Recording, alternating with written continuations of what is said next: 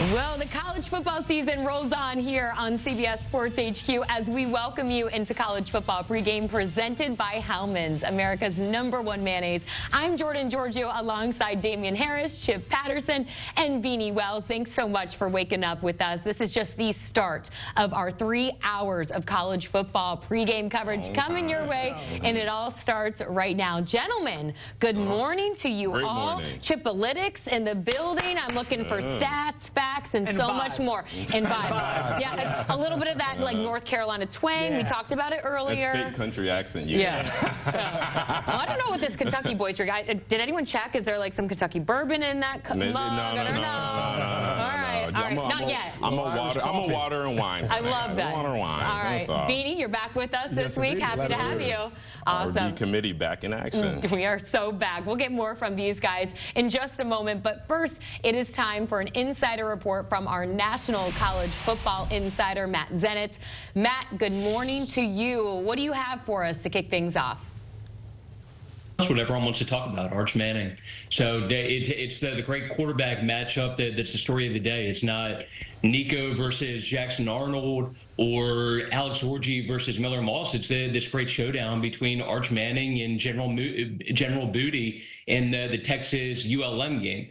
But it's also the next step in the process for Arch Manning, who has gone from all of the hype to showing people that he is deserving of the hype with performances like what he had last week against UTSA.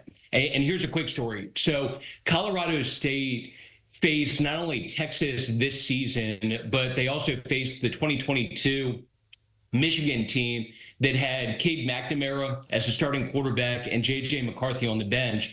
And for me, I talked to somebody on the defensive staff at Colorado State coming out of their matchup against Texas. And one of the things that they said reminded them with Texas of that 2022 Michigan game was that the defensive staff felt like the better quarterback was on the bench. To be clear, when Quinn Ewers is back healthy, this is Quinn's job, and that is not as much of a slight on Quinn as it speaks to just the talent that Arch has, but you can see just the respect that he is continuing to build for himself around not only the college football space in terms of fans, but even among opposing coaches. All right, our own Matt Zenitz joining us here on CBS Sports HQ, college football pregame to start the day. You just heard Matt. It's the story of the day, Arch Manning getting his first start for this Texas Longhorns team. Let's go ahead and bring it back in studio here and talk about the opportunity that Arch Manning has here making his first career start for #1 Texas today. Chip, what are you really most looking forward to watching from him? How he is utilized in the run game, because he has a little bit of a frame that is going to be able to take some more hits, and we got to see on that huge pull and run for the long touchdown how exciting that was. And look, Quinn Ewers can run. He is an athletic player, but he does not have that type of body that Arch Manning has. And when you've got a Texas running back room that has just been losing bodies left and right, and look, I like their freshmen. Boys got some wiggle, but they are going to have a chance to showcase something that maybe could be used down the line, because I do agree. Quinn Ewers is going to be the starting quarterback when Quinn Ewers is right. But what happens when you get in a tight ball game against Georgia? What happens when you get in a tight ball game, maybe in the SEC championship, something they want to compete for? So being able to utilize and know what Arch Manning can do when the bullets are flying live. And look, y'all can know better than I can, but spring game, practice, going up against your own defense, none of that can replicate a defense that is prepping for you. So this is all about the long game. Maybe later this season, maybe next year, but these are valuable reps for Arch Manning. Absolutely. And the mere fact that he'll be in there when the game is started. It's one thing to come off the bench once the game is already into a flow, and you can kind of just pick up and piggyback off what the quarterback's already doing. Now you're at the start of this football game. Now you're the leader out there, the unquestioning guy, and how will he command the offense? I think that's something that I obviously look forward to seeing. Obviously, we talked about him running the ball, but when you have Quinn Ewers down and then Arch Manning goes in and plays well, let's say he wins this game. Let's say he goes out and beats Mississippi State.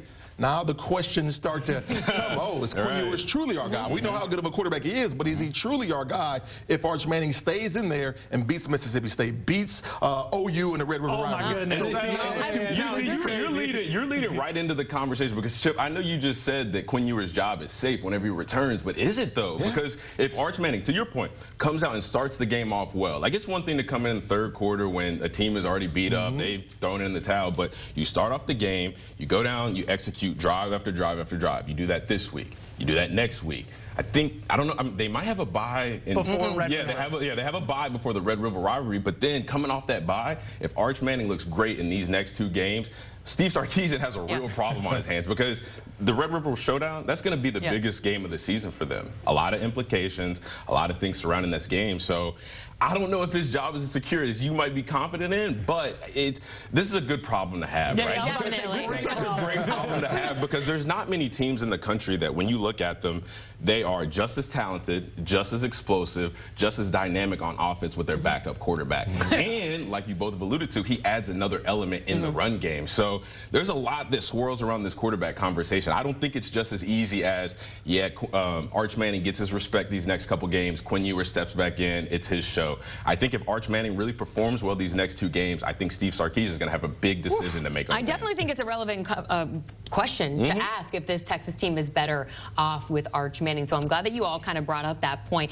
Just to put a bow on this, I love that you all brought up the extra level of athleticism that he brings with his legs. I don't know if you saw this. His top speed last week was 20.7 miles per hour. Okay, Tyreek Hill's top speed all of last season for him in the NFL was 20.3. I mean, Mannings are just not supposed to do things how many this. times you run 20 miles an hour in your career? I got no clue. That's pretty fast right there. You was a big bruiser, so I would guess maybe once or twice. But honestly, like, there were so many elements of that run. Like, obviously the decision making, and there's a lot of times, especially with young quarterbacks, when they're in these RPO schemes, these zone read schemes, sometimes they pull the ball and they don't really know what to do. As soon as he pulled it, he knew he was headed to the end zone. The move he put on the corner, which we know corners don't like to tackle anyways, but as a corner, I'm sitting here, this is a quarterback. This is an easy routine tackle. Bing, bing, no.